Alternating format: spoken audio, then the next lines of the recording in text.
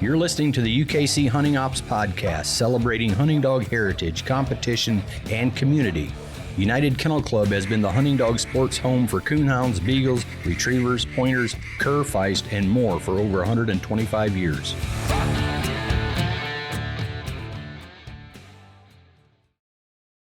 Welcome back to the UKC Hunting Ops Podcast. This is Trevor Wade. I'm the Coonhound Program Manager here at UKC, and I'm joined today, as usual, by the Director of Hunting Ops, Alan Gingrich. What's going on today, Alan? Well, it's a good day here at work again. It's cold out as we're recording, man. We're going to talk about the Grand American today, where it was super, super nice, and matter of a week later, wow, what a change. I know. Went from like almost 70 degrees to 30 below wind chill. We had the blizzard of 24 out there. I know. I barely made it to work. I know. No, it's been a cold weekend, but we're going to warm it up here and talk about the Grand American a little bit. Obviously, now it's been a couple weeks since the event. You've probably seen all the results online there, but while we were there, we always like to make it a point at some of these major events, right, to try to get some interviews from people you may not hear from all the time on these major events, and we did that. We were able to do that over the weekend, but it was another fun weekend down there in South Carolina. Yeah, it was even just the trip. We get to break up the trip. It's what is it, 12 or 13 hours here from the Kalamazoo, something like that, and that's a long ride, but we get to break it up. We go down to what is it, just east of Sevierville, east of Knoxville, Tennessee, there, and get a hotel and drive about 8.5 hours, break it up. And that really helps. Go to the chop shop. You were kind of under the weather there. We always eat at the chop shop, and I was looking forward to my prime rib, and here you can't even go. Yeah, the night before I had eaten a little place here in town, and I was blaming it. I thought it was food poisoning, and then I found out my mom was also sick, and they had just been in town the weekend before, and turned out probably a little 24-hour bug. So I was not very helpful on the drive down to Sevierville at all, but I was feeling pretty puny. I know. I did I thought I was going to get to sleep, and you showed up at the house, picked me up, and but hey, that's all good. But I was afraid I might get sick, but I think I ate enough mud and dirt when I was a kid. I'm kind of immune to it. Don't get sick as often. But, hey, I got to meet up with Philip King. He went and ate dinner with me then, so I didn't go to dinner by myself, but talked dogs and everything else with old Philip there. So that was good. I'm sure you learned something. Yeah, they tried to give us. He got some food. He ordered some food for his wife or his kids or whatever. And then when they brought us the bill, I was going to pay for everything, but they gave him my bill for he kind of looked at it, kind of him-hawed around a little bit. He's like, well, mine was not even half of what his was. He's like, I thought I didn't know what was going on to begin with, but then I figured it out pretty quickly. He got the big bill, but that's right. Well, and then that was on Wednesday, and on Thursday we drove the other 4 hours over there to Orangeburg. We kept hearing about some weather up in the Northeast, and that probably affected some people. Didn't affect our drive at all. We made it through the mountains pretty handily. We got there about noon and got all set up and got to go out and visit with people. Thursday's kind of a fun day always to visit with the vendors and catch up with the old Grand American Committee, all setting up everything. That's a fun day. Yeah. You and I even went down to the Chamber of Commerce, met with them, talked to them about some of the, they were getting the zones and the TSC right there, or the TOC regions right there in the what did I say? TSC? Yeah, you're thinking Tractor Supply, maybe? Tractor Supply. I guess I've been there a few times too here in the last couple of days. Yeah. But so we talked to them about they're getting a little help from the local chamber. So that's all good. But it's a fun day, and have a little dinner on Thursday night, and it's Thursday's a great day. Yeah. And then Friday comes along and you get a little bit bombarded there. It was a great crowd that weekend. Yeah, see, Philip Foster came down, our field rep came up, I should say. He's there in right on the Georgia-South Carolina line. He came up to help and to help you and I a little bit, and it's just going to be him and I at the table, because a lot of times you're back in the back office helping them a little bit with changes and some stuff like that, working through our systems, get dog information. But then he's sick as well. Yeah. So I was kind of the Lone Ranger that's at the table, and it was pretty busy. It took, a lot of folks brought their registration work up there, and that's one thing folks can do when we go to these events. We're there.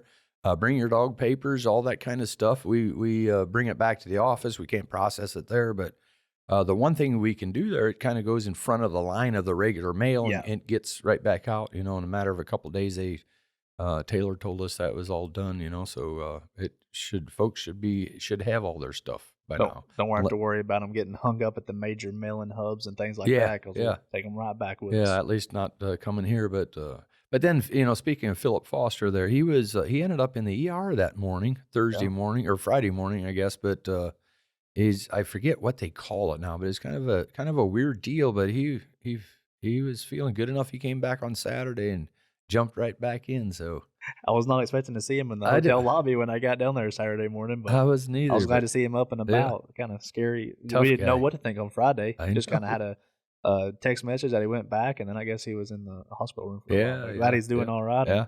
He's ready to roll. He's ready for Winter Classic already. So, what else is there to talk about? They had 109 vendors this year. I don't know how that ranks all time, but I know it's up over the past few years. Yeah, it was good and a lot. And it's we think Autumn Oaks is big, and it is big.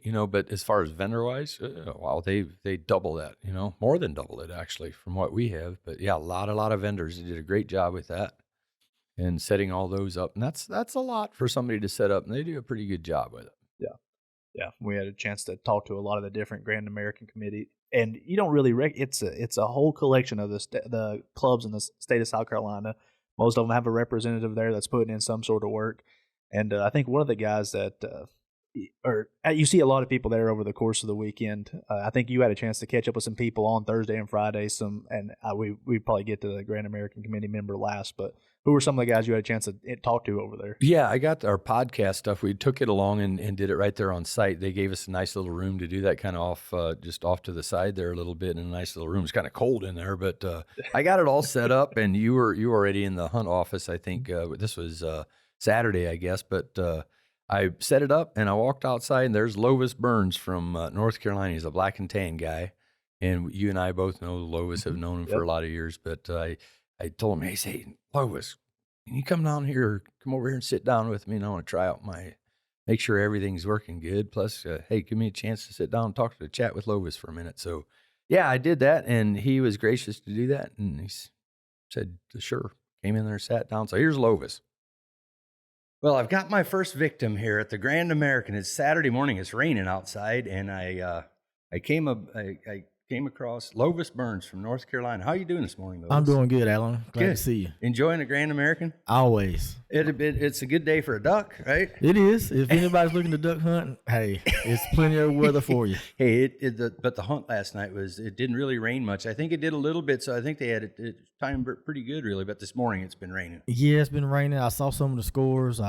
Some great scores. Yeah. Looked like some people got to some nice places, put out some good scores. So yeah. Are you hunting this year again? No, not this year. This is the first time in years that I haven't signed a dog up. Really? Yeah. Why ain't you hunting? Well, it's just been one of those years. My dog's kind of sick, so he's the only thing that I have to hunt, and I just didn't sign him up to take the chance. But I wanted to come down here and fellowship and see everybody. Yeah. How long have you been coming here? Oh, I've been coming here since I was 18, and I'm 42 years old now. It's been a while. It's been, a good while. Yeah.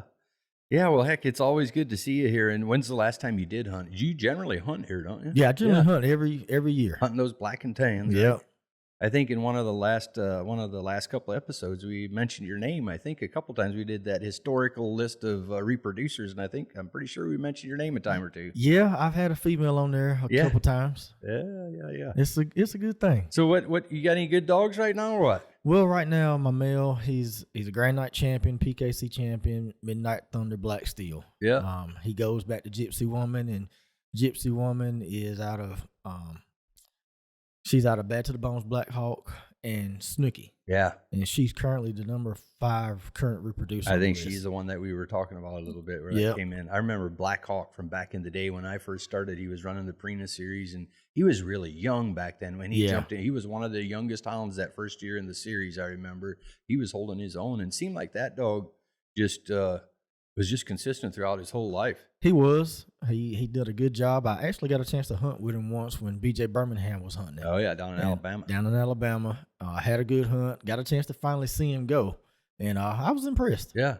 I hunted with him mostly in the North Country there, but and the hunting in Alabama is probably a little bit different or whatever, but he always looked good about it. Every time I saw him, he always looked good. I like that dog. He did. But here we are talking about reproducers again, and we're at the Grand American. But I love talking about that stuff, some of those old dogs like that. It is. I haven't had a chance to listen to the podcast yet that you guys currently going, but I'm looking forward to listening to it. Yeah, well, there you go. Hey, Lois, I appreciate you taking a little time here and enjoy your time here at the Grand American. Always good to see you. Yeah, you too, Alan. I appreciate it. So yeah, there you heard it. He's a great guy. You know, he's from not too far from there. He's always at the Grand American, and he's been going there for a long time and everything. So it's always good to see Lois. He comes to a lot of our major events. Always goes to Black and Tan Days, and we see him at Autumn Oaks and the Winter Classic. Obviously the Grand American, and just a good guy. So it's always good to see him. And then another guy. They have the dog barn there, which you know at the headquarters. We're sitting there and we hear. There's always dogs barking. You can't miss the dog barn at the Grand American. You can't get away from it either, you know. But really, it's kind of like living next to a train tracks. You know, after about 3 months of it, you don't even hear the train anymore. That's true. That's true. So, but anyways, speaking of the dog barn, I went through it, and there's Brandon Woods from Virginia. He's a master hounds, and he's probably somebody about my age or whatever. Known Brandon for a long time. And he always brings a couple dogs there to sell, and he usually brings some beagles too. But he always has a string of a half dozen or so dogs he brings, and always has them in good shape. And they're good hunting dogs, you know. And so I asked him if he'd come in and sit down. I want to sit down, so I had a chance to sit down with Brandon. Here's he and I having a little conversation there at the Grand American. Morning, Brandon. How are you? Good morning, Alan. How you doing? Good. It's getting wet out there this morning, aren't we? Getting a little shower, yeah. I found you sitting over there at the dog barn. You always bring a couple dogs here to the Grand American, don't you? Yes, sir. We usually bring a few rabbit dogs and a couple coon dogs down. Yeah, you do both, don't you? You rabbit hunt a little bit too. Yes, sir. Yeah. Are you selling a few, are you? Yes, sir. Had good luck this weekend. Crowd's good. Economy seems to be doing good. Yeah. It's coming back a little bit, I think, since the pandemic's hit. So I think it's doing a lot better. Yeah, it seems like it. How long have you been coming to the Grand American? I'm going to tell my age on this one. Hey, I've already done that too. 42 years. Oh, yeah. 42 years. I missed 1 year in 42 years. Mm-hmm. And I'm just 50-year-old. So I've been since I was 8 years old. You still got any dogs in the hunt these days or what? Here? We've got one we're still pushing a little bit. Yes, sir. Yeah. Did you ever do any good here as far as winning or come close to it or anything like that? We've placed fourth and had a couple cast wins. And that was with Rain, was it not? Yeah, the Timber Crushing Rain female. Yeah, it was at the 50th anniversary, I think they had down here. Hey, so that's... I have not missed any since I started working at UKC since 2005, you know, and seen a lot of different types of, the weather could be anything here, you know, but this is kind of typical, you know, it's January too. It's January weather, but that don't stop a crowd down here. They come no matter what. Yeah. So it looks like the dog barn this morning is buzzing. They have that special or a separate barn where they set up dogs for sale and things like that. Yes, you always bring a few dogs down. Yes, sir. We've been in the same spot, I guess, for 30 years. You know, we've got a lot of repeat customers and meet a lot of new friends and make several friends. Yeah.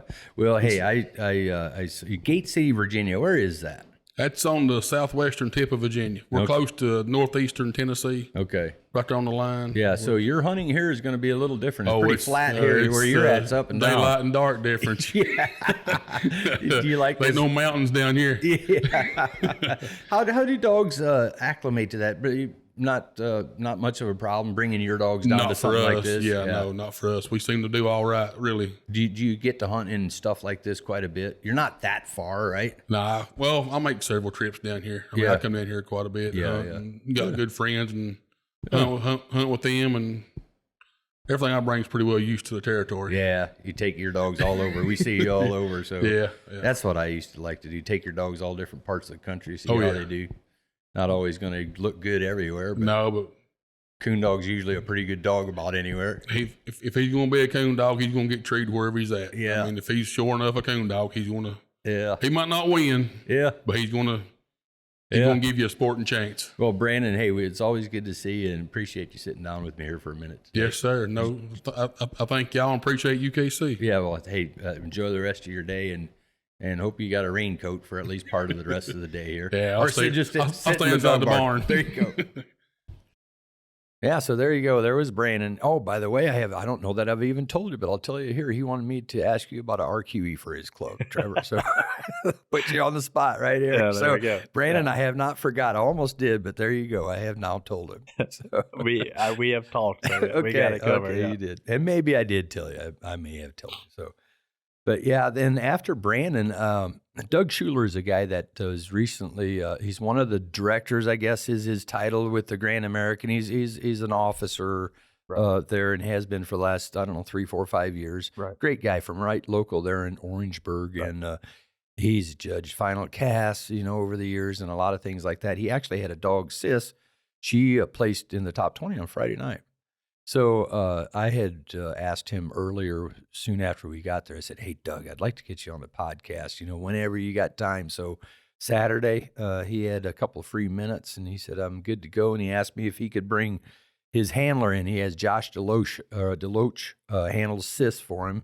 And then I said, sure, bring him on. But then he also had a young handler, Bentley Whetstone, who also handles Sis in a bunch of the youth hunts. And Bentley loves this dog.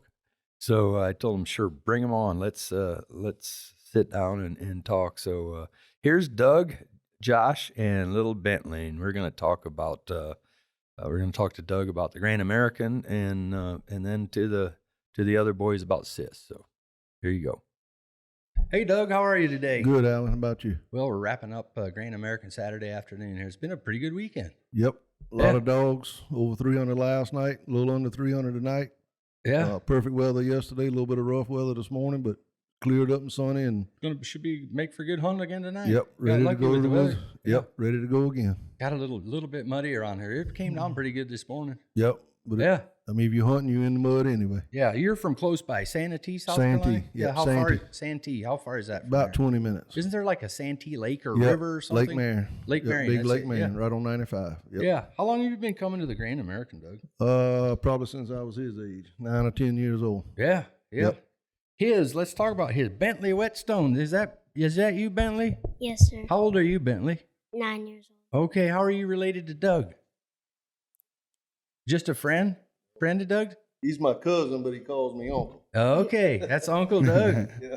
Have you been to the Grand American before? No, sir. No, this is your first year? Yes, sir. Oh yeah, what do you think about it? Good. Good, you like it? Yes, sir. Seen go around and look at all the dogs and stuff? Yes, sir. You like coon dogs? Yes, sir. Do you have any favorite breed or anything like that? You like one better than another one? No, sir. No, you like them all. Yeah, you gonna coon hunt when you get big, or grow up, or squirrel hunt, or what? Rabbit hunt, something? Yes, sir. You Coon like hunting. coon hunt? You like that? Yeah. Oh, you are hunting in the U series? Yes, sir. Yeah. Have you done that a couple times? Yes, sir. What dog did you hunt? Sis. Sis? What kind of dog is it? A walker? Walker dog? Oh yeah. She doing good for you? Yes, sir. Oh yeah. Good at calling her? Yes, sir. Yeah, well, good deal. So, Doug, we also have Bentley Whetstone sitting here. Bentley, how are you? Or I'm sorry, I'm Josh Whetstone, or Josh Deloach. I'm not going to get it right. Yes, sir. Josh Deloach. What's happening, Josh? Not much. Yeah. You have you been to the Grand American a bunch over the years? Oh, yeah. Have you? All my life. All your life? Yes, sir. Yeah, so you're not all that old yet. Nope. 25. 25. Yeah. Yes, Are you sir. hunting in it or what? Yes, sir. Are you? I played 6 last night. Did you? 6? Yes, well, sir. Congratulations, man. Thank you. What dog? Sis. Sis. Okay, Yep. same dog that Bentley's hunting. Yes, sir. Well, Bentley's pretty tickled about that, huh? Yeah, well, no wonder you're here, too. He's hunting your dog, huh? You got a good handler, probably, don't you? Is Josh a good handler? Yeah. Tell him better than Mama, but Mama thinks she can handle him right. Yeah, well, hey, you're the only one here that's been hunting a dog. How'd your hunt go last night? It went good. Yeah. Yep. Trade 3 coons. Yeah? Yes, sir. Yeah, that's pretty good. Yep. Pretty good for down here. Heck yeah. Yep. You hunting Sis again tonight? Yes, sir. Yeah, good deal. Yep. Yeah. So where are you from, Josh? I'm from Hampton originally. Okay. Yep. I moved to Santee. Lived Oh, in yeah. Santee for the last 5 years. Oh, yeah. So, Yeah, have you been hunting dogs for a while? yes, sir. Yeah. All my life. Yeah. Deer dogs, coon dogs. What is it that you like about the Grand American the most? The coon hunt. The coon hunt. Yeah. Pretty big deal here, isn't it? Oh, yes, yeah. sir. Yeah, yeah. So, Doug, let's go back to you. How long have you been coming here? I might have already asked you that. Long time. 50 hasn't it? years. Yeah. You ever had any good success here in the hunt? Well, come close, won it. What? Well, with Elliot's dog. Oh yeah, we Elliot won Schuler. It. Yeah, we won it with Zippo. I think that was 07 with Squeaky. Yep. I think that was 14. I think our tool dog placed in the top 4 one time. Cowgirl was high scoring dog a couple nights. Yep. We've had some good luck. Yep. Yeah. I think Elliot had Cowgirl or one of those females up north, maybe Autumn Oaks, and my brother guided him or drew him that one day. And he told me that one time, he said, man, that was a nice dog. Yep. I think it was Could have been Cowgirl, could have been Jill, could have been J-Lo. Jill. I think it was Jill. J-Lo. Jill, I think maybe. Yep. Maybe that. Yeah. Yep. Yeah. So, hey, not just that, but you have kind of personally become involved as far as part of the committee of running. Yes, sir. This is my 3rd year being on the board. You've done a great job, man. It's this year's we've got some new board members with the fairground. Everything's running a lot smoother. Yeah. We've had 3 good days so far. Everything seems to be going good. So yeah, I know David always talks about you guys have a banquet on Thursday before and David kind of talks about and it's like that with any big event. You do a lot of planning and it shows. There's no other coon hunt event where they have this many vendors. Autumn Oaks is big. Autumn Oaks probably rivals as close as anything, but you have 3 times more vendors here than we do at I think we had 109 prepaid, and then we probably picked up another 20 roughly. Yeah. Just came in. So yeah. Some of the vendors, like Conkeys, hadn't been here in years, and they came back. It's good. It's real good to see the vendors come back. See, there's one out of Florida, and you have vendors coming from all over. You have people here from most every state. Yep. I mean, you got Valley Creek. Of course, Ray Conrad with Bright Eyes. He's in the state. He's a presenting sponsor now. He's a major sponsor now. Yeah, and then another couple that I saw here from the state of Washington, Jason Doobie and his wife here with Full Cry magazine. Full Cry. I'm glad to see them bringing that back. Yeah. We talked about that at the banquet the other night. I didn't realize, and I feel bad because I didn't get by there to talk with them. Yeah. So yeah, they're great people. They're good. I'd like to got them on the podcast too, but I know they're busy in their booth. They're doing good with their magazine. But I hated to see the Cooner. I mean, that was Cooner used to be the presenting sponsor here for years. And when I started, Elliot Schuler got me back into this thing around 03, 04, actually competition hunting. I mean, that was especially the issue after the Grand American. That was I love waiting on y'all's magazine, the Cooner, to come in just to be able to see the magazine, put it in your hand. It's a lot different than looking at it on the internet. It is. What I'm saying? Yep. I've still got the magazines, y'all's and the Cooner at my house. When we won every year, we won the Grand American, and just about every year I had a dog place in it. Yeah, still do. Or if you got lucky and get on the cover of a magazine, that's something. Yep, as Elliot always called it, the cover of the Rolling Stone. Yeah, yeah, that's and it's. Hey, we have a lot of good things with the internet, but it's kind of sad. Some of the magazines are just struggling, but everybody gets their information and has their information in their back pocket on their phone. My wife calls me Mr. Google, so I'm just as guilty as anybody. If you don't know, Google it. It's a different world. Back in the day, Josh, you guys don't know. Back in the day, you had to wait 2 months to find out who won the Grand American unless you were there. Came out in the magazines. You'd look to see who won. Yep. And, it happened in January. You might be March or so, and you were looking, look who won the Grand American. That's how we got their information. Yep.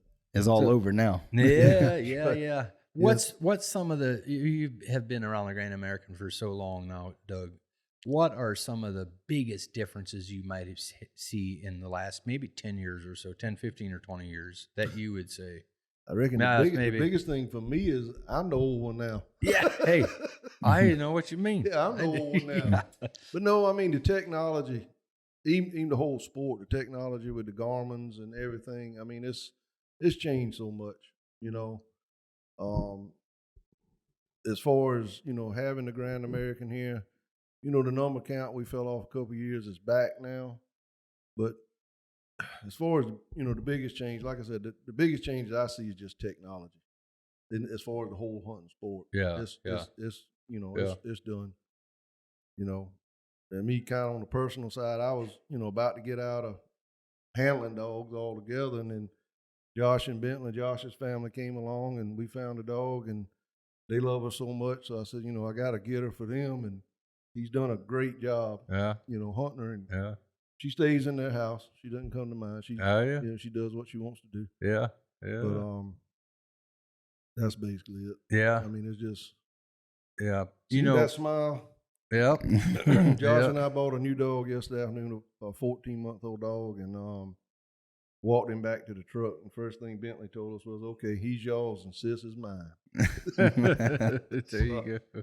See that smile? That's what it's. Yeah, Bentley's got a big old smile there. Yeah, that's what it's worth. That's all it's about, right? Yeah. Well, Bentley, I got another question for you. Did you go out on the cast with Josh last night with Sis? You didn't.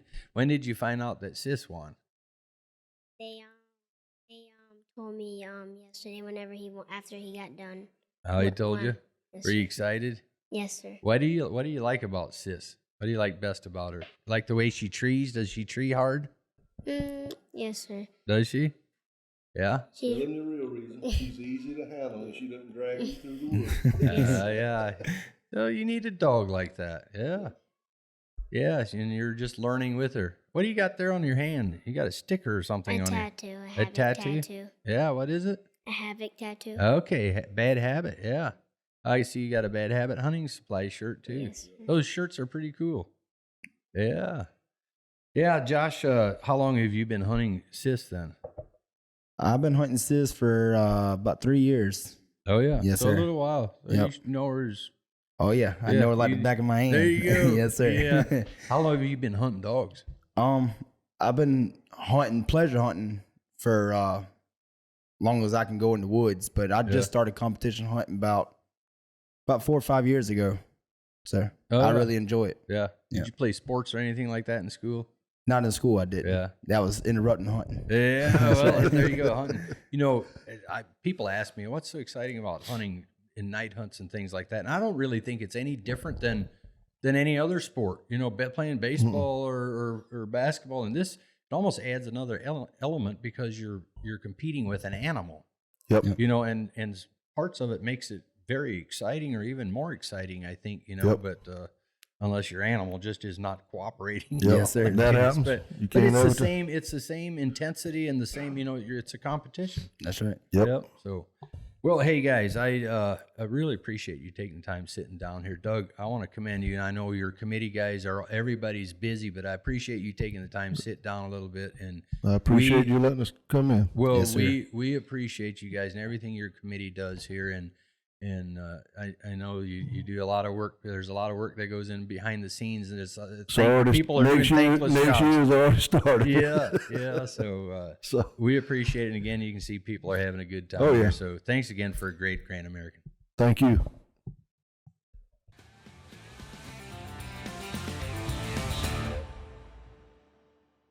Alan, I know we both have new Dogtra Pathfinder 2s. How are you liking yours so far? I'm liking it. I've even had the opportunity now to use mine where I didn't have service, where I download the map of that area, and it works flawlessly. Love it.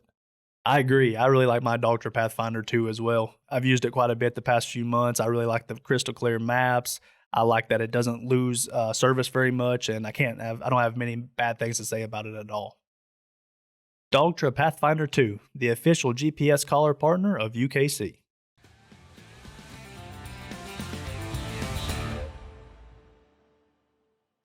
So yeah, there you go. You can tell little Bentley, he was all smiles, and he just loves that dog. Yeah. That's his dog. You can tell, and I think it made his day to sit down. It was good to have him. So, hey, thanks to Doug, Josh, and thanks to Bentley too. I appreciate you coming in there and sitting down and chatting with us. Yeah, they were kind of flying high. Looks like they had a pretty good cast Friday night, 550 plus. I put them at like 6th place, I believe, overall. But yeah, I guess that kind of segues us into the night hunt portion of the event, starting out with Friday night. I knew going down there they were going to have a good crowd. I mean, the pre-entries were way up this year. I think they had 157 or so last year pre-entered, and this year it was in the 190. So they were up almost 40 entries a night and just pre-entries, which we talk about all the time. Man, that helps a lot for the Grand American Committee and the guides, coordinators to know where they're sitting at. They still got a couple over like 106 or 107 walk-ups, I believe. They ended up with 306 entries, so whatever that math equals out to. I don't have exact numbers, but 306 entries for Friday night. They had a great hunt. They didn't have very many dead casts. I think they ended up with like 59 plus point cast winners at the end of the night. And one of the big things at Grand American that a lot of people shoot for is being in the top 20. The top 20 gets a cash payout. They get a pretty nice trophy or plaque, depending on their placement. And top 20 is what they shoot for. And it looks like the cutoff for the top 20 on Friday night, 375 plus, pretty reasonable score. Yeah, it was. And you mentioned that there's, I think, a certain amount of the entry fee that does go towards that top 20 each night. And a lot of guys don't know about that until they've done that for the last 3-4 years now, I guess. But it's pretty significant. Yeah.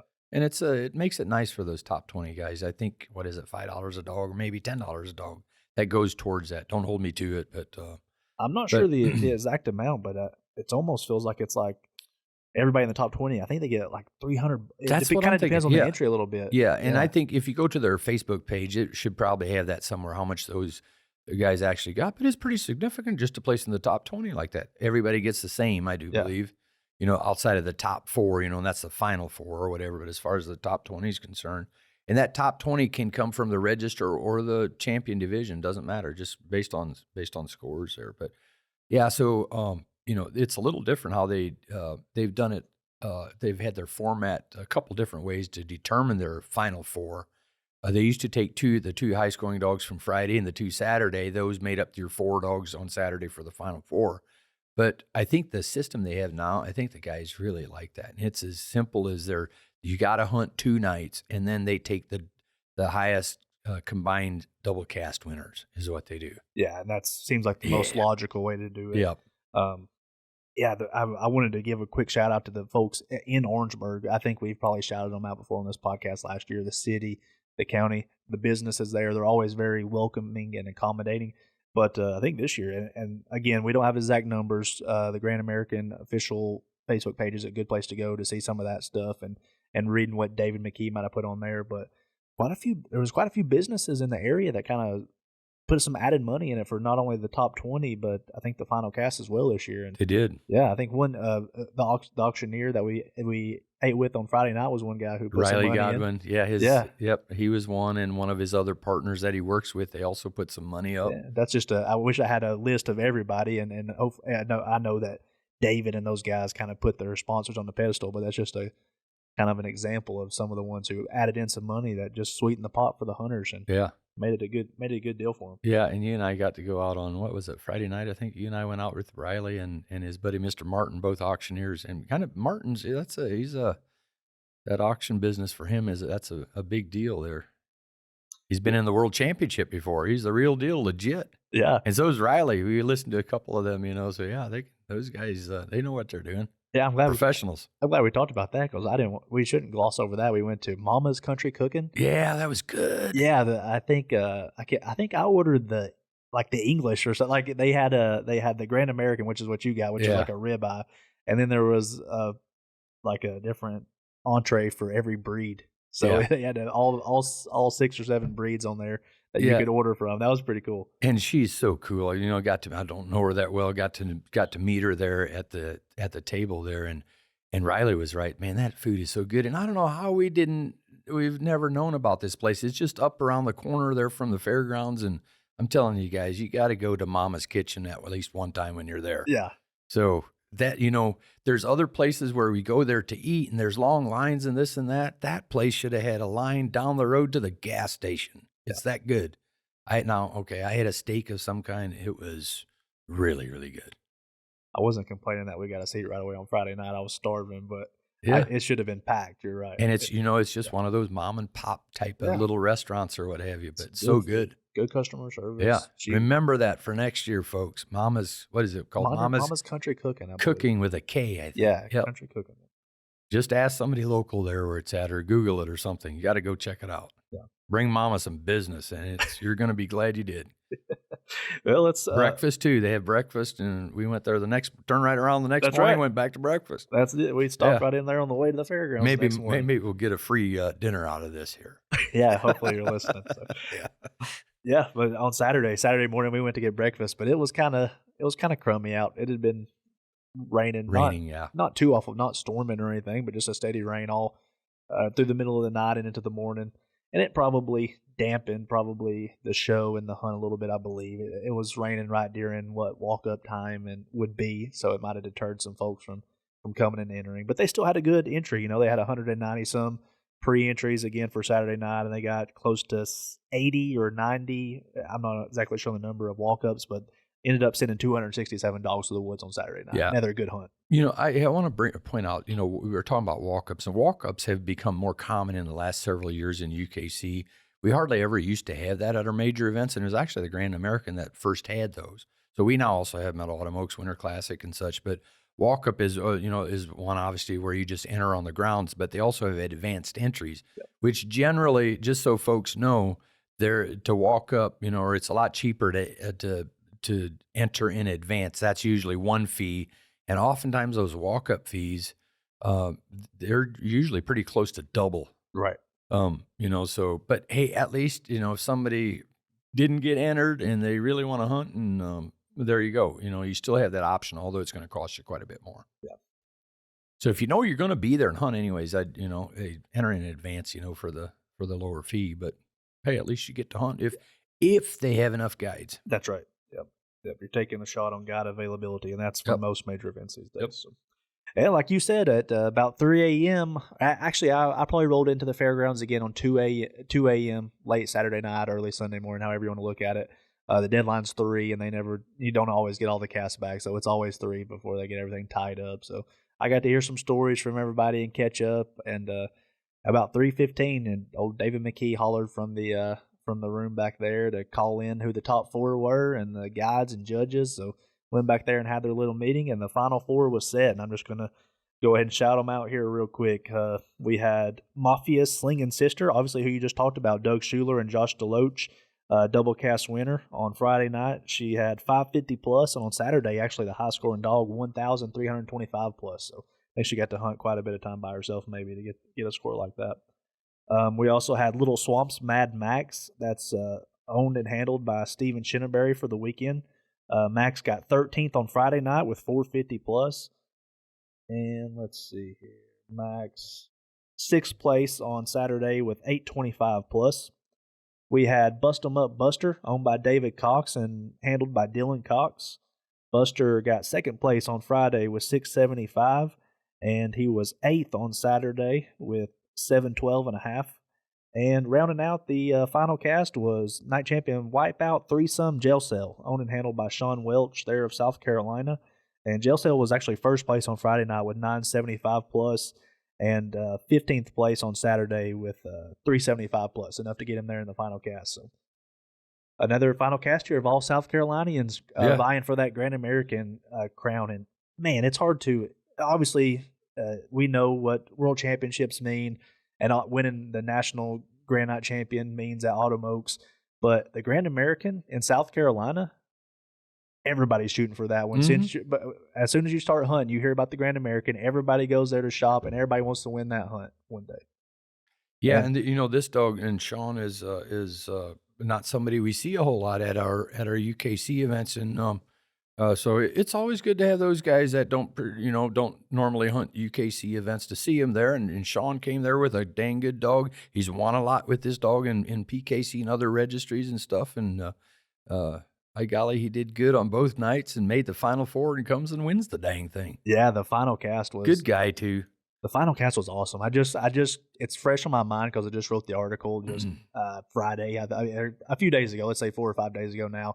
And I had all the notes in my phone from where I got to actually go on the final cast and spectate it and keep some notes so I could write my article for our publication. I think sometimes they put it in maybe a newspaper there in Orangeburg for the locals to see and keep up with. But it was 45 degrees on the way to the woods that night. That's not always the case in January in South Carolina. It can be a little frosty. It can be wet. It can be different anything. Things. But 45 degrees with a slight wind. It was a little bright out, but an hour hunt, and we had a good hunt. We cut loose, and like you said, at the end of it, it came down to a little bit of strike position there. Buster had a chance to win on a second tree. He treated a coon out of the truck. Buster did, and ended up picking a bad time to make his first slick tree of the weekend after accruing close to 1,400 points over the course of the weekend. He got his first slick tree of the weekend at a bad time, but yeah, you're right. 4th place ended up being Bust 'em Up Buster, Dylan Cox hunting the dog. 3rd place was Little Swamps Mad Max with Stephen Shinneberry.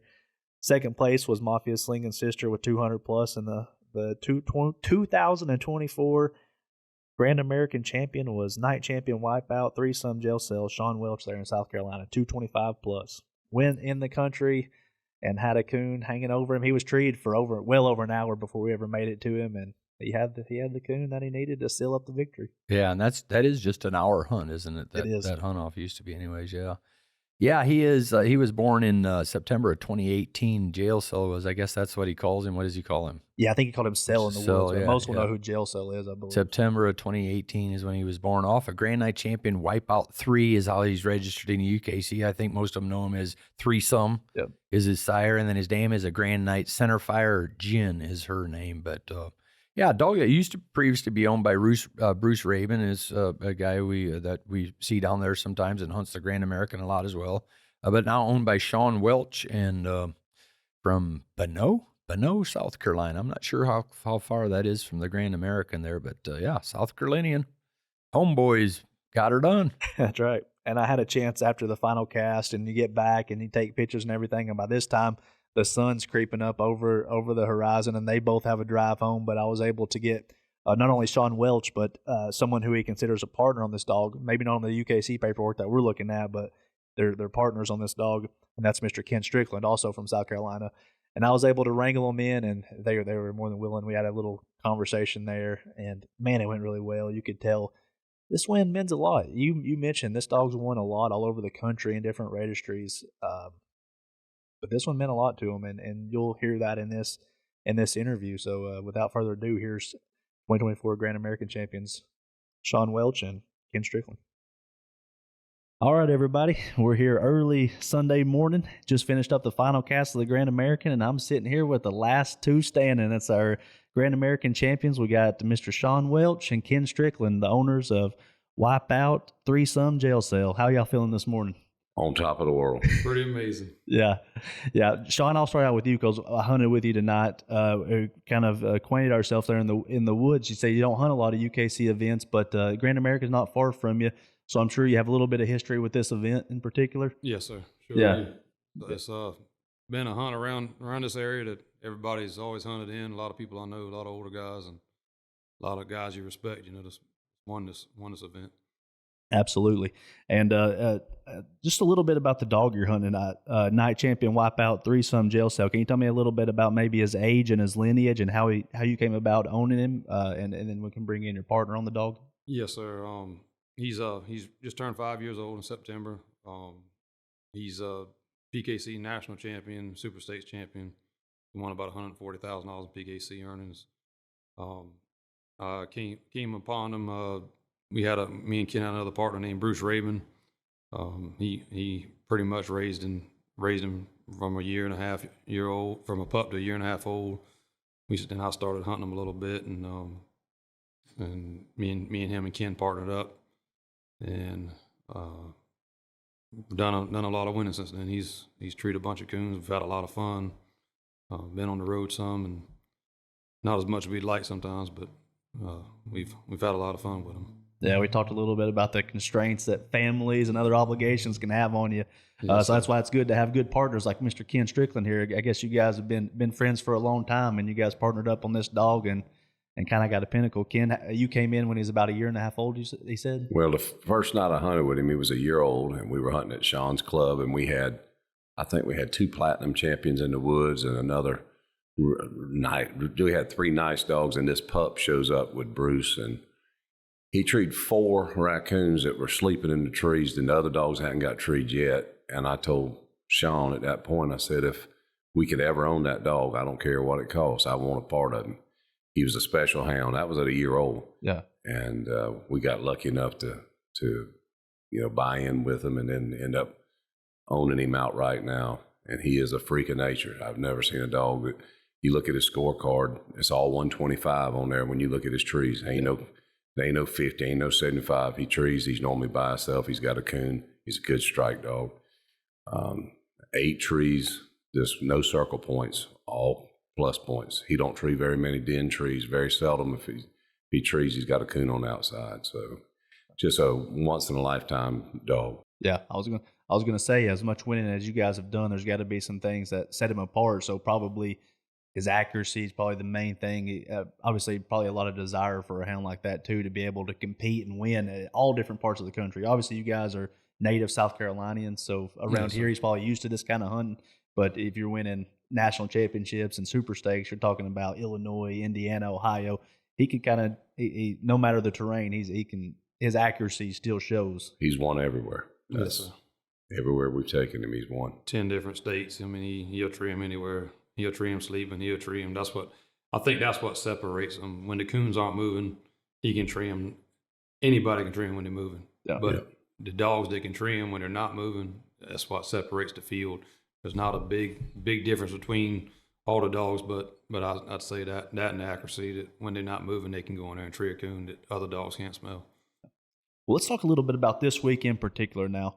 Obviously, Friday night, you guys were first place overall, had the highest scoring dog. Can you walk us a little bit through that cast? Maybe not specific details, but just how the cast went in particular. The cast went very well. We went to one of my clubs, and I got it, and told the guys, I'm gonna put you on some coons.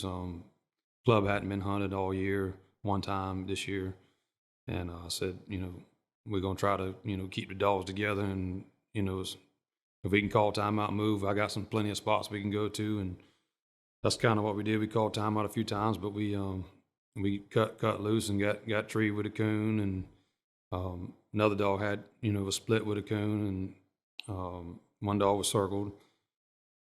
We got back up and recut them again, and treated another coon. Other dog treated another coon, same dog, and then we cut loose again. Sell treated coon 88 yards off the road, and we called timeout after that, and we moved the spots. All the dogs were there. Got a hand on them and moved spots, and we had 27 minutes and 10 seconds left, and we cut loose, and he went 220 yards and got hooked up and had another coon, and it was one that you don't normally see. It was a big dent at the bottom. I already looked up in there, couldn't see that far up in there, and I backed off the tree. I was about to give up an unshine outside of the tree, and I went all the way around the tree. I said, I'm going to go all the way around the tree. It's a tall tree with the thermal, and I happened to look up, and there was a hole there. It was two of them about the softball size, and the coon was laying there like he was just upside down, tail hanging out right there at the hole, big old balled up right there. Like look at me, and you're like, oh, unbelievable. I started hollering, there he is, I got him. And the judge and another cast member come on, there he is, we got him. And then I recut him and struck for a quarter, and he treated another one with 1 minute and 5 seconds left on the clock. He went there, located twice, and rolled it over, and we went to another dog that was treed first. He had a coon, and then Sel had another coon. So we ended up with 5. And at that point, he had 8:25 when we turned him back loose. Struck him for a quarter, and went 1 minute and what was it? 1 minute and 10 seconds or so. 5 seconds left on the clock when I treated him. He treed him. Okay, so he has 8:25. He goes ahead. The hunt's going to run out. Trees him. Walks by me, looks at me, and says, "What would you have done?" I said, "We didn't come here for second place." There you go. Perfect. Yeah, you get an early indication in the weekend that it might be on your side. The fortune may be on your side. I've hunted many hunts, and that's the highest score, legitimate score I've ever seen. He treated 975. 975. Right? Yeah. Five raccoons.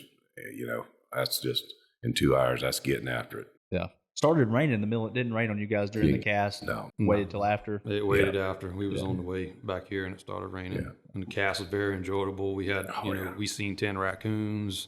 Everybody was laughing and cutting up, having a good time. When you're looking at raccoons, the cast is having a good time. Absolutely. I'm going to tell you, because I love seeing them, whether I'm pleasure hunting or I'm competition hunting. When you walk in the trees and the dogs have got, raccoons in the tree, it's fun. It's fun hunting. Yeah, you don't usually talk to the losers of the cast and then be too happy about it. But I talked to a couple guys from your cast today, and they had a ball last night on Friday night on your cast. So that says a lot about where you took them, and the dog work by not only your dog, but it sounds like a couple of dogs did pretty good on the cast last night. Yes, sir. Moving on to tonight, you had a little bit of rain early in the day, but it moved out, and it felt pretty good coming in tonight. But you got 975 in the pocket. Tell us a little bit about the Saturday night cast early. We cut loose, and similar situation from the night before, pretty close to where we cut loose the night before, and I got struck for 100. and all the dogs were split up. Sale trailed, and I knew right then the coons wasn't moving at the spot we were at. You know, they should have, with 4 dogs cut loose right there, somebody should have been getting hooked up in 5 minutes. And it went on about 10, 15 minutes in the hunt, and one dog got treed and had a circle tree, and we walked back towards Sale. I treed Sale. We walked to him. He had a coon sleeping all the way up top, and you recut him, and we wasted a bunch of time. We wasted an hour and 10 minutes right there. And then another guy got treed, and he was in the opposite direction, about 0.5, and we went back to him, and his dog ended up moving as we was going in there. It was going in a thicket back and forth right off a big creek, and we minused him, and we had to walk back in the direction we heard Sale, and we was getting down in the 20, 30 minute range, and I treated him again, and he had another coon. That's how we come up with the 375 tonight, and we had less than 10 minutes left, and we ended up recutting. The other 2 dogs never got treated in. One was on the ground the whole night. So, and he struck in a pretty good track there at the end with 10 minutes, and we probably needed 2 more minutes. Right. You know. Yeah, absolutely. Yeah, so late, early Sunday morning, it must have been, or all the casts were in by 3. They probably got us out of the fairgrounds building at 3:15, cut loose, 3:45, 3:50, something like that. Tell us a little bit about the late round, or I guess I should say the final cast. Final cast, yes, sir. Did you know some of the guys in the cast at all? I know some of them were locals to here, but I don't know if you had ever hunted with them at all. I knew a couple of the guys, don't know them real well. One of them's a good buddy of Ken's. Ken could tell you more about him. He actually bred a female to sell. Yeah. We hunted against him, and then I know Dylan Cox. I know his daddy real well. You know, David. He's hunting with David. He's a whole life. PKC state president for a while, and known him for a while. And you know that I knew that, you know, Doug Schuler's dog a little bit, and me and his brother's real good friends, and we have a dog together. I got you. So, you know, we knew of each other pretty much more than we knew, you know, really knew each other well. So, yeah. Can you walk us a little bit through what happened in the cast? Yes, sir. We went down a long dirt road and parked, and we walked out on a big hill and cut loose in a big swamp bottom, and Sal left out barking, and I was about to strike him. I ain't gonna lie. I hesitated. I said, I'm gonna wait and see what happens. I thought he was struck, and about 40 seconds in the minute, he hushed up, and about 150 yards, he picked the track back up, and it was about 2 minutes after the minute, and I struck it for 100. Other dogs got struck, and he trailed, and trailed one up 600 yards from where we cut loose, and he fell treed. There was 2 other dogs already got treed left-handed from us, and I got to tree him on the way to them, and then another dog got treed on the way in. So all dogs was treed, and me and one of the judges left the cast and went to Sales Tree. So I didn't really get to see what happened. I'm sitting over there at the tree for an hour and 30 minutes. And seen the coon going into the tree, and he didn't look very happy at being there. He went about 15 foot up in the tree, and me and Mendel sat there, my judge, and I said, boy, I hope that coon don't cross out on us. He's not happy for being up there.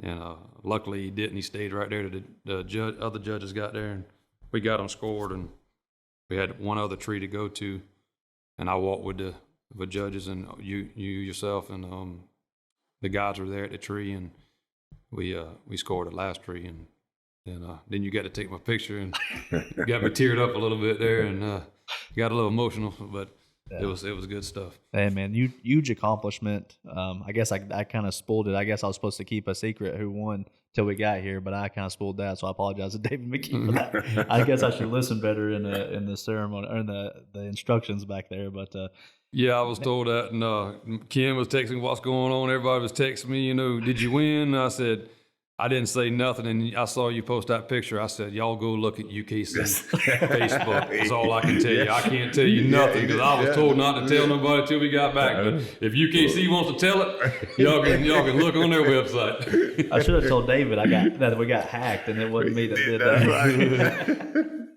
No, man, but what a moment. I know you've won all over the country and different things, but to win the Grand American in your home state and in a place where they hunted, 550 some dogs, about 567 dogs this weekend, looks like a great weekend for the state of South Carolina, for Orangeburg, for the local clubs around here, bringing everybody in. Just a great accomplishment. I want to congratulate you too. I'm sure you guys have some thank yous you want to give out to some people before we close up shop here. Yes, I sure would. I'd like to thank my truck man riding partner John Ha. He's a ride or die. He's with me all the time, every night. Does a lot of boot work, and especially Ken and my partner. I mean, he's there for me all the time, and we talking coon hunting, we talking fishing, we talking something all the time, and it's good to have a friend like that and a partner and somebody's gonna stand beside you no matter what, even right or wrong, and he's right there for me, and my wife and putting up with this. I called her at 6:30 in the morning, woke her up and said, "Baby, we just won the Grand American, a dream, son." I said, "Wake up." I said, "You coming to Orangeburg?" She says, "I wish I could, but she's getting ready for church." So absolutely, we missed her in the picture this morning. You'll have a happy wife and kids when you get there, I'm yes, sure. Sir. Buddy. My little boy said he wanted the biggest trophy, and I said, "Well, we're going to try to get it for you, buddy." Now I can tell him we got it. You got the biggest one they handed out. Yes, sir. Ken, you want to give out any thank yous for me? Again, of course, Sean, he's the best partner and best friend you could ever have in the world. He's unbelievable. It's not for him, I'm not sitting here. I'll just be honest with you. He's the reason we've been so successful. He's so just persistent and will not give up. And he finished Sale to where he is today. If not for Sean, we're not here, But of course, like he said, John High is with him everywhere he goes. He's got somebody there. Couldn't do it without that. Johnny Altman's been with us from day one, supporting us, helping us with the breeding program and that kind of stuff.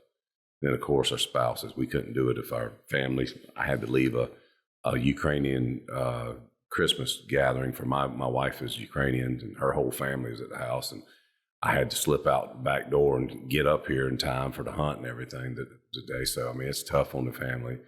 My dad would have been here with me, but my cousin Alan came in this place. My dad's 82. He loves it. I started coon hunting when I was 4 years old. Yeah. And my Uncle Roy, he passed away a few years ago, and he's looking down on us. Absolutely. He's been with us the whole time. He's my buddy, so that's what you want. Absolutely. Well said, man. I told you guys I would take up just 6 or 7 of your minutes. We have already almost tripled that now, so I apologize. I know y'all got a million people calling you and texting you, man, but man, what a big moment for you guys. I want to congratulate you again, and hey, that's a wrap from here in Orangeburg, the 2024 Grand American, and I'm sitting here with the champions, Sean Welch, Ken Strickland, and Wipeout, threesome jail cell. There we go. That's kind of the night hunt portion of the event. Really successful hunt for those folks over the weekend. Good stuff. Good interview, too. Yeah. Let's fast forward to the show portion of it.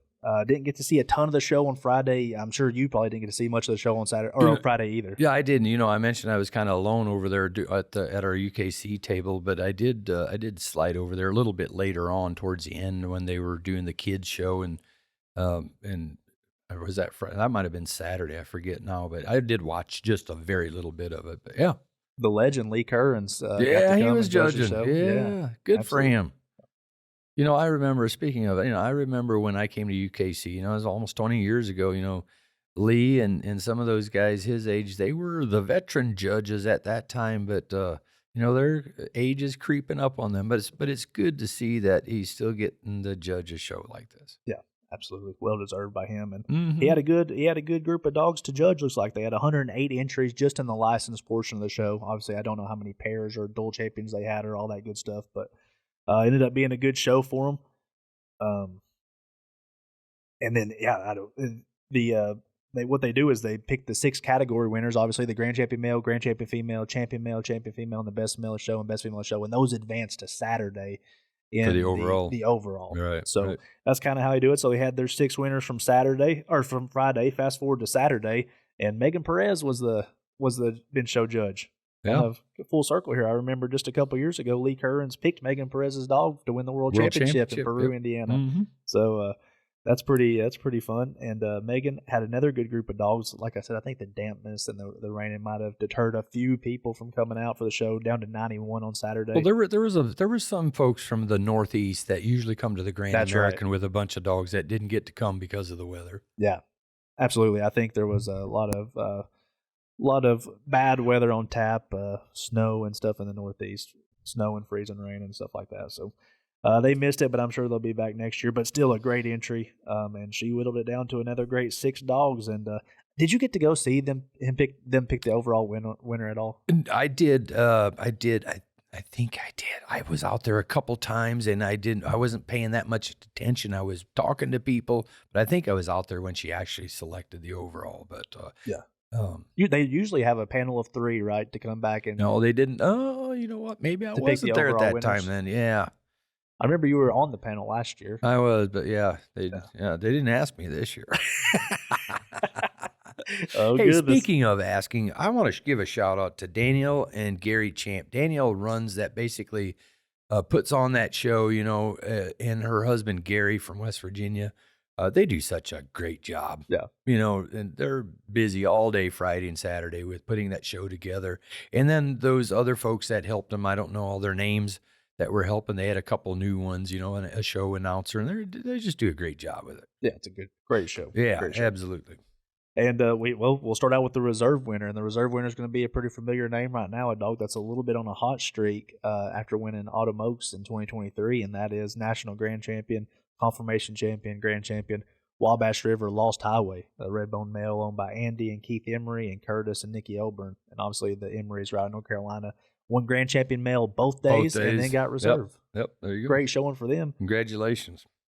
And the overall winner was actually just a young dog, just a 1-year-old female that won Best Female of Show on Friday.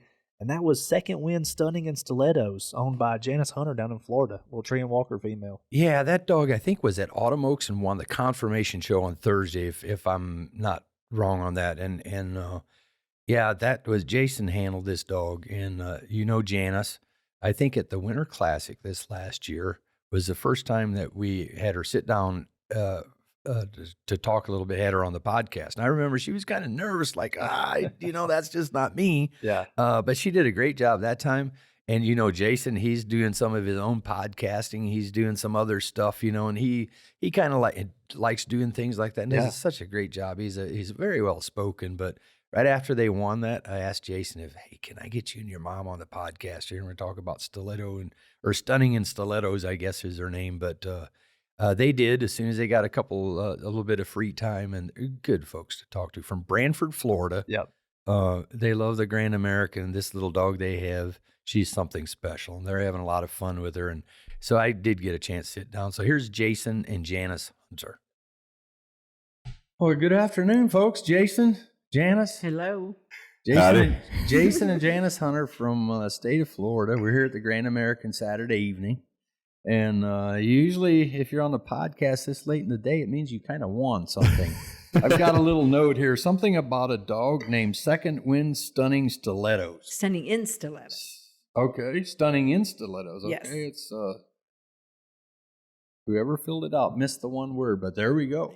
And the reason being, the first time I ever stood her up, she stood up on her little toes, and it looked like high heels. So I thought, I've got to come up with a name with Stunning in Stilettos. So she fit that perfectly. Yeah, so that's the big winner here at the Grand American, huh? Yes, sir. And I came into the show. I didn't see it. It was already over with, but I could tell. Jason, you said you were still shaking. Brothers, this win means a lot to me. Yeah, it was overwhelming. It's 27 years of hard work of my mom's breeding. Couldn't do this in this sport without my mom. Yeah. And that's why it means so much. Yeah. Well, obviously, it sounds like you bred the dog. So let's talk about that a little bit. What is she here? Her mama is a female we call C. Sienna. Okay. And her daddy was actually a hunting bred male. And it wasn't a real strong planned breeding, but it sure worked out. Yeah. There was only 2 puppies in the litter. One went to a man that's hunting her, that is thrilled with the pup. Yeah. And then Stella was the other. And the minute I took her out of that pen and stood her up, I said, "Oh my goodness." I told Wayne, "She's coming to the house." Wayne said, "Not another one." she's going to some shows too. Oh yeah. Yeah. And this isn't her first big show, but let's talk about what are some of the shows you've done well with her now. Well, we've had some amazing success over the years, but this past year has been a whirlwind for us, really. We were able to go to the confirmation show in Autumn Oaks, is where it all started with Stella. Well, actually, we started in Winter You're Classic. talking about way back. But the first one was Winter Classic that we went to. Yeah. She got overlooked there. But she was a puppy. She was one day over puppy. Day over puppy. Yeah. So we showed in juniors, and there was a bigger, bigger puppy in there, or junior in there. So that dog won. But we knew she had a good way to go from there. Yeah. After that show, it really kind of gave us the foundation of, okay, this is what we need to do. This is the plan, and here's what we're going to do. And, every now and again, you come across a hound that when you touch them, you go, wow. You just have that wow factor. Mm-hmm. And to be honest with you, that's what this female is. Yeah. You put your hands on her, you know who she is when you touch her. Yeah. And her presence is an aura. First time I moved her on the ground, I said, "Oh my goodness, she just floats on the ground." Yeah, she's just a mover. Yeah. And honestly, I've been told by several of the people that I look up to that she's the best we've ever had. Yeah. And we've had some decent ones, Barbie and Locke and some of the others. We've had a lot of good ones. But yeah. It's just special and fun when you have something like that. Well, that's what what makes it more special. I'm gonna be very honest with you, is when you can do it for your mom. Yeah. And you bred the dog and all that. Yeah. It's just awesome. Yeah. And he said, and Stella makes it fun because she loves it. Yeah. She absolutely loves it. A lot of dogs you drag in there and they just, they don't want to do it. Yeah. And she's just like, let's go. And she's got a little ever-ready battery. She'll be over there. She'll jump up on me and she'll be bouncing like a little rabbit. I mean, this is the first dog I can honestly say, Alan, for years. And I've shown since I was 13 years old. This dog wants you to get in the ring with her, and if you don't get in there, you feel silly not getting in there with her. Oh yeah, she's just makes you want to show. Yeah, makes you want to be in the ring. I had a picture of her at Autumn Oaks. That this is when she was a puppy, and we were sitting outside the ring. I don't even know who took the picture, but it was on what is that, Smug Mug? I think it was. Yeah, would have been one of our media photographers if it was on there. And she was sitting in those beautiful little sit that she could do, and she was watching the ring. And she was watching the dogs go around the ring. Wait till I get in there. Yeah. She was waiting her turn. And she won there. Yeah. She won there. Yeah. So, big win today. A lot of nice dogs here at the Grand American. Amazing. So have you primarily been showing her so far? Yes, sir. Yes, sir. My mom and I have worked together since I was 13. Yeah. And mom has always told me, you work for what you get. You try hard, man. That's what it's all about. Mm-hmm. And when you start at that young age and you watch these youth that are coming up, and these beautiful dogs that this youth has now, the talent that's in the youth, it's unbelievable. But something that we need to focus on is try. Yeah. Believe in yourself. Yeah. Because the moment you lose belief, you forget who you really are. Yeah. Yeah. And every now and again, you get a dog in your hands that makes you believe again. And this is Stella. Yeah. It's Stella. And it makes you want to probably go to a lot of shows. And that's kind of what's next here. I'm sure you kind of have a plan for like 2024. What's it look like for? Well, hopefully, we'll do Winter Classic and then hopefully Autumn Oaks again and World and, some of the bigger shows with her. And there's not a whole lot going on in Florida. Mm-hmm. So, it's hard to champion a dog. Right now she's open. Mm-hmm. And, of course, this will give her a few more points today. Yeah. But, we're looking towards Winter Classic next. That and top 10 as well. Oh, yeah. Top 10. Yeah. Yeah. Yes, sir. So for next year. So, she's right. She's already right up there. So, yeah. And in confirmation, she's leading in confirmation. Yeah. So let's talk a little bit on the way in here. Before we were walking in, I asked you guys to think about what you would consider the first major win. Janice, what do you remember the first big win that you thought, I am here, I have made, this is major? What was that? The first dog that I really started getting attention with was Locked and Loaded. He was the first one. Now, Locke was a nice dog. I don't think he was my best dog, but I had handlers coming to me. Boy, can I take this dog? Can I handle this dog? And we started getting attention with the dogs then. We had Denim and Diamonds. We had, of course, then Barbie came along after that. Now Barbie garnered a lot of attention because she was a really nice bitch. Yeah. So what specific event would you say was your first biggest win? Remember that? I have to think about that. What's your favorite one? That's a good question. Barbie was Reserve World. That was a big one. Yeah. Big major event. I'm trying to think. Jason, you got any thoughts there? This one's on you first. Well, Mark. He knows what his is going to be. I know. Maker's Mark was, here. Yeah. We won with him here. Yeah. So this is our second win here. Yeah. So I would say Maker's Mark was the big one. With Sienna and Cosmo, Jason can talk about that. Yeah. So how about you, Jason? Honestly, the one I felt like really put me on the map, where I felt like I was in this game for real. I'll never forget, I had a conversation before I left the house with Mom and Dad, and I had a great, beautiful, crazy Cosmo, and I had Sienna. Sienna, yeah. And I left the house, and they were both 8 months old. And Mama said, "Where are you going?" I said, "I'm going to go to World." And she said, "Why would you do that with 2 8-month-old puppies?" I said, "Mama, I just feel like I got a shot." And so I left the house. I went up there. Mom and Dad laughed at me and said, "You're crazy." And yeah, because you drove how many miles? Oh my gosh, I drove 17 hours all the way up to World. And that was the first time I ever went to World and competed. Mm-hmm. And I won overall best male, walker male, and overall best walker female. With litter mates. Litter mates. And it was an incredible feeling. Yeah. It was an incredible feeling. Yeah. And it shows the true appreciation of someone who really puts in the work. Yeah. I'm a handler, and I love to handle these dogs. I handle primarily strictly for my mom. Mm-hmm. But it shows the work that she has put in. Yeah. Well, Jason enjoys the handling. And, I love watching him show them. Mm-hmm. I like the breeding. You know, I enjoy raising the puppies and crossing dogs and seeing what I can get. And then the satisfaction of seeing everything come together. Absolutely. It's yeah. When I've got a couple puppies at the house right now out of one of my bitches, and they're 3.5 weeks old, and they're just beautiful. And I just take so much joy in that, And if they turn out to be something I keep them. If not, then, and a lot of the dogs here today were out of my stock that showed. And I was so proud of that too. I enjoy so much getting these dogs into kids' hands. Yeah. And I see that in you too, Jason. Just today they had a kids show, and I see you out there supporting the kids, and that's so awesome. These kids have so many good mentors, and I think there's a lot of folks out here that are helping these kids, and it is showing. Yes, sir. It's showing.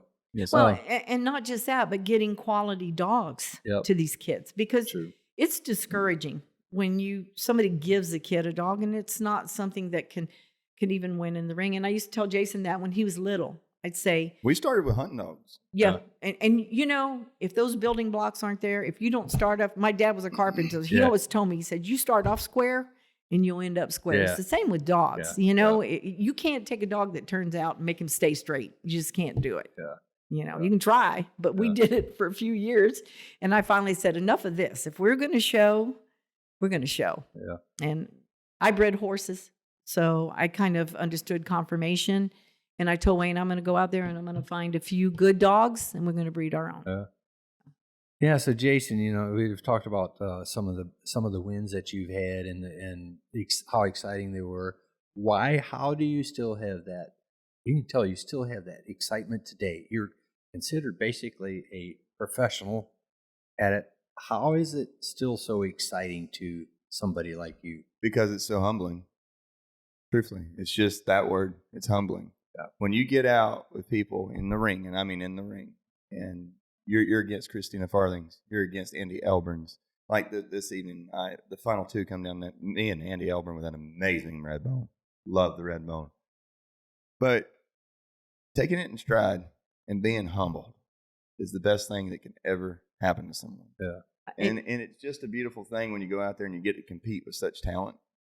And then when you're done, even when you beat them, they come up to you and shake your hand. And somebody just told me today, we were sitting there talking, they said, when you lose that excitement, go find something else to do. And it's hard to lose that excitement when you got a team. Yeah. Well, hey, folks, I know you've they're wrapping things up here this evening at the Grand American, but I appreciate you taking the time to sit down with me. And congratulations again. Beautiful dog, very deserving win, and continued success to both of you. I want to say something before you finish up. Alan Gingrich, you truthfully have been a mentor, and what you have done for this sport and your attitude is flawless, and I love it. And I really respect you a lot. I think that you bring a lot to this organization, and you represent it like a master. Well, I appreciate that. Ditto. Too. Well, you kind of said those are some humbling words, and I appreciate it. Yes, sir. Thank you. Yes, Thank sir. you, Alan. Thank you, guys. I mean that.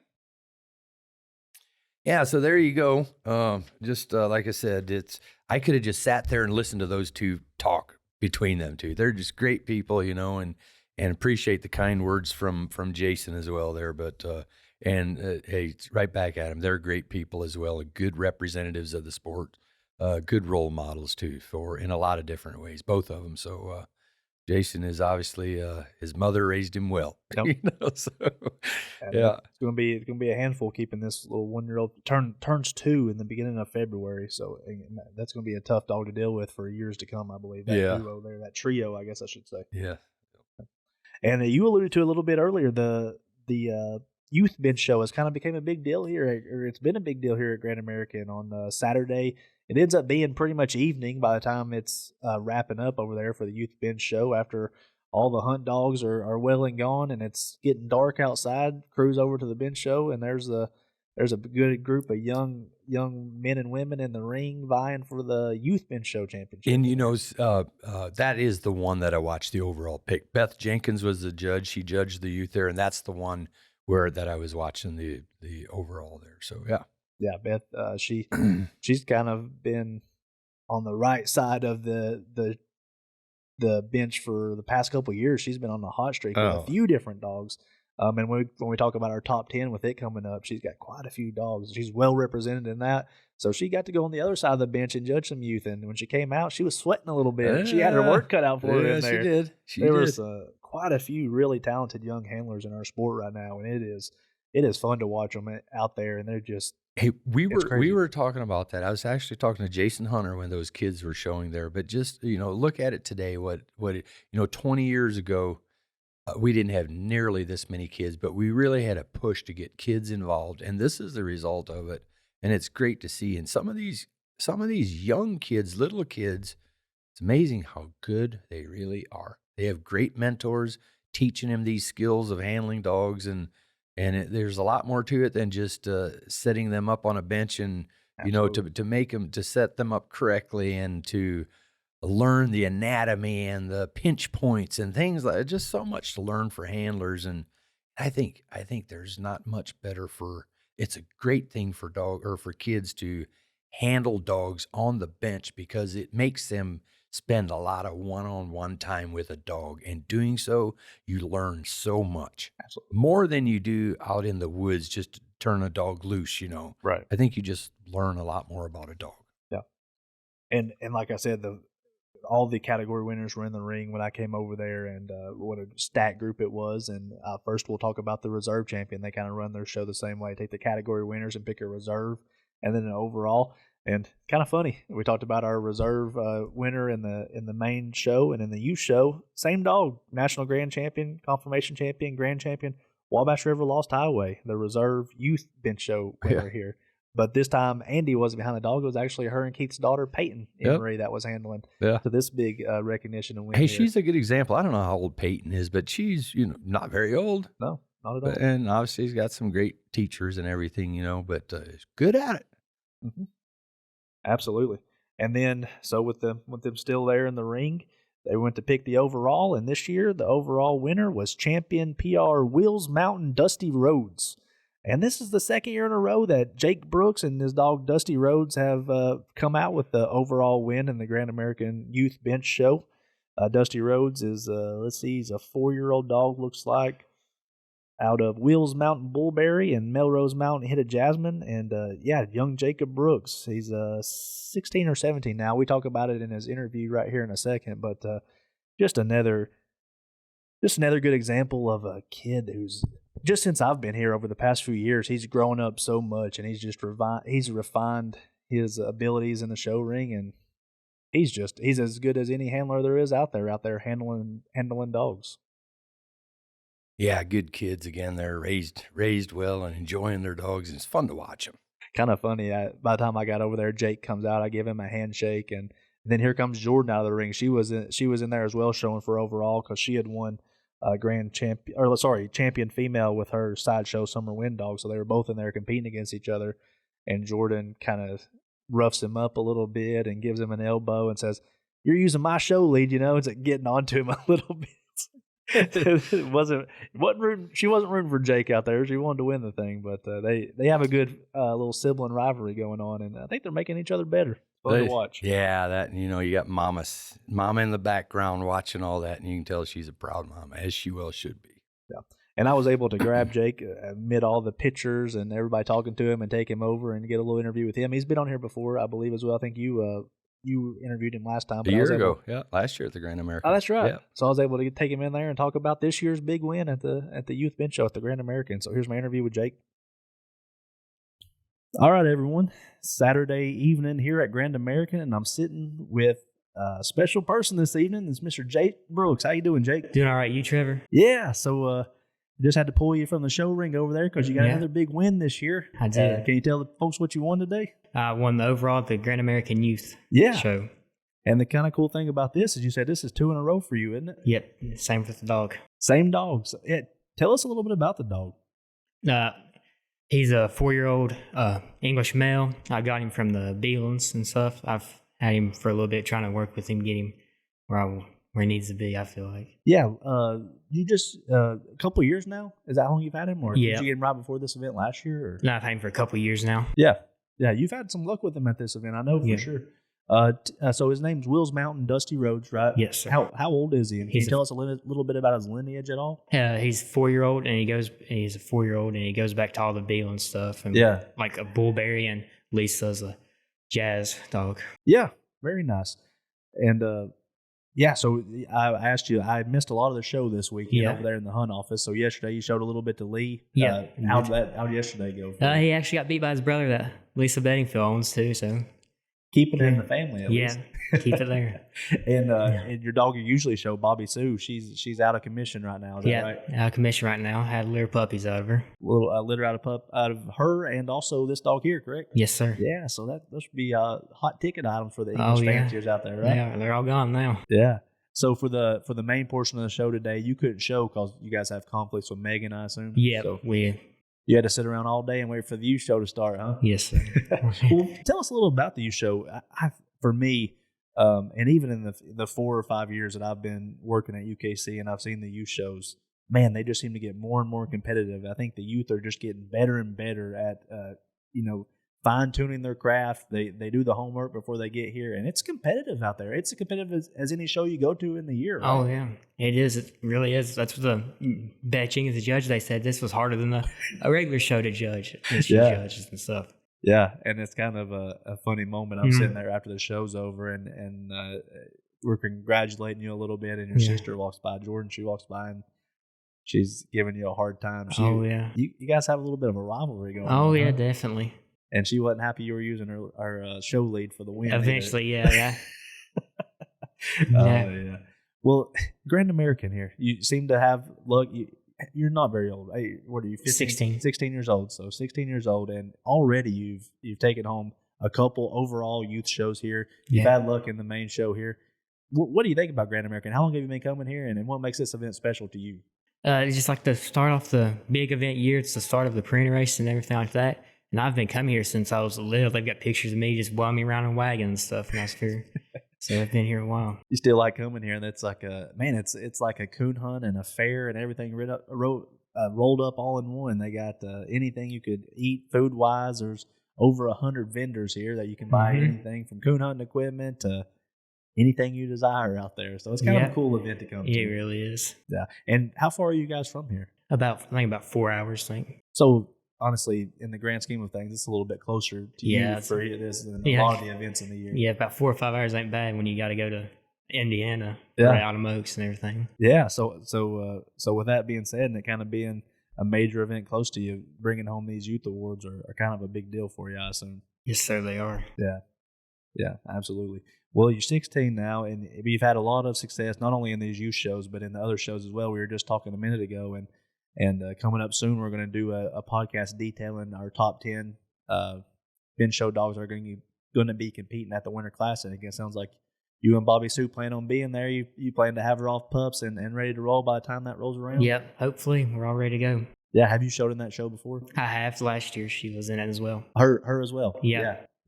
So it's kind of a different one, showing at night under the lights, and I don't know. I think it's kind of cool and different. How each show's a little bit different. That top 10 is definitely special. It's a special moment. Yeah. Well, one thing's for sure, and you've kind of proven this over the past few years that even in those shows, they're gonna have to beat you to win it all. And I think people know that you're packing a good dog, and you've earned your stripes out there as a handler, and man, you're doing good. And the best thing I like about it, and I like the multiple facets of you. Not only are you planning on showing at Winter Classic, but right away you were telling me you're getting ready to hunt Winter Classic for the first time. You got a dog that you have specifically for the hunt down there. You're getting tuned up. Yes, sir. Yeah, what dog is that? He's Bones. He goes back to Bone Collector and stuff. We got him I think a couple months now. Yeah. Really liking him. Hopefully, have a little luck. You're like me. You said you haven't been hunting near enough this winter, but hopefully as we roll along here, you can get tuned up for Winter Classic. That's a fun one to hunt in. It is. I always tried to hit that one up before I ever started working here, but that's a fun hunt. So, well, Dusty Rhodes, you said he's four or 5 years old now. He's going on 4. Going on 4. So what kind of plans does the future hold for you and him? Hopefully we'll try to hit a couple of major events here and there. Hopefully have another little pups out of him somewhere around. Try to, of course, push the major event wins. Yeah. Couple more of those. Well, you start the year off on the bang. You kind of you got your foot in the door already for the top 10 with him, and also getting out there on the major scene with him. Do you plan on running some races with him, or are you going to still focus on Bobby Sue some, or what? He may take a little spotlight away from her this year. He may get around a little harder. And I assume you're going to probably keep a pup or two out of that cross too to start working on, huh? We do. We've got a couple picked out. Well, man, I won't take up too much of your time. I know you got a ton of stuff to load up out there. Your dad and mom probably, and even maybe your sister's having to load your dog box for you right now as we speak. But man, congratulations on another big win here at Grand American. Well deserved, and I can't wait to see what the future holds for you and your hounds, man. Thank you, Trevor. Appreciate it. All righty. Well, that's kind of a wrap on all the interviews that we got over the week. You didn't get as many, but I think we didn't want to get too long with this interview. We got the winners and a few people who can give different points of view of an event like this in different ways. So I think it'll be a good listen for folks. Yeah, that and hey, this is also our opportunity to thank David McKee and Ashley Moss, and we probably shouldn't even be naming names because there's so many behind the scenes folks they have set for all their little committees, taking care of the dog barn, setting up the vendors, taking entries, confirming entries and everything. It's running the kitchen. They have folks in the kitchen. They have a lot of folks that don't get much sleep, like a lot of big events, but kudos to everybody involved, and also thanks to all the folks that come out there and participate in the Grand American. It's always a good one to enjoy first event of the year. Yeah, and before we go, I do want to mention, obviously we just talked about overall winners here. For full results, if you haven't seen them yet, you can go to ukcdogs.com under Coonhounds, under Standings and Results. You can find full Grand American results there. The pictures will be on Smug Mug. Go check out the Smug Mug and see all the winners' pictures. And then get your February issue of Coonhound Bloodlines. I kind of just previewed the magazine today for the February issue, and it's got a good little stuff in there about Grand American, all the winners, all the pictures. It's a good little write-up and everything. So get your Coonhound Bloodlines, and we hope to see you next year in Orangeburg.